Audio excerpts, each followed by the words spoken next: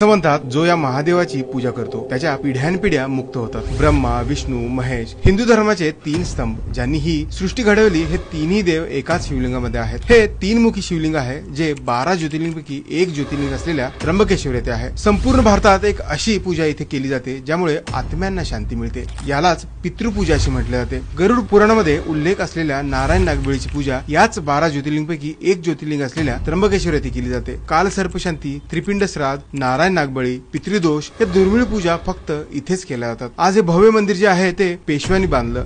ते काळ्या रंगाच्या बेसॉल्ट दगडातून कोरून उभारलेलं मंदिर आहे. शेजारीच असलेल्या ब्रह्मगिरी पर्वतामध्ये गोदावरी नदीचा उगम होतो. ही दक्षिण भारतातील सर्वात मोठी नदी आहे. या गोदावरी नदीचा उगम ब्रह्मगिरी पर्वतामध्ये झाल्यानंतर ही नदी त्र्यंबकेश्वर मंदिराच्या पाठीमागे परत उगम पावते. ज्या ठिकाणी ही नदी परत उगवते त्याला कुशावर्ती तीर्थ असे म्हटले जाते. इथे जाऊन तुम्ही आंघोळ सुद्धा करू शकता. हे मंदिर ब्रह्मगिरी, नीलगिरी आणि कालगिरी या 3 डोंगरामध्ये वसलेले आहे. इथे 3 लिंग आहेत, ब्रह्मा, विष्णू आणि महेश. मंदिराला पूर्व, पश्चिम, दक्षिण, उत्तर अशा 4 दिशांना 4 प्रवेशद्वार आहेत. 12 वर्षांनी भरणारा सिंहस्थ कुंभमेळा हा दर 12 वर्षानंतर नाशिक आणि त्र्यंबकेश्वर येथेच भरतो. हा मोठा धार्मिक मेळावा असतो. यावेळी गुरुग्रह सिंह राशीत प्रवेश करतो. संत ज्ञानेश्वर माऊलींचे मोठे बंधू व नाथ संप्रदायातील महत्त्वाचे संत निवृत्तीनाथाची समाधी सुद्धा इथेच आहे. नाशिक पासून 28 किलोमीटर अंतरावर असलेल्या या त्रिवेणी मंदिराचे दर्शन घेतल्याने पितृदोष कमी होऊन इच्छापूर्ती होते. नाशिकला आला तरी ते नक्की या. चॅनलवर जर तुम्ही नवीन आला असाल तर चॅनलला नक्की फॉलो करा. भेटूत अशाच क्रिएटिव्ह आणि इन्फॉर्मेटिव्ह व्हिडिओज मध्ये. तोपर्यंत आपले इतर व्हिडिओज नक्की पहा.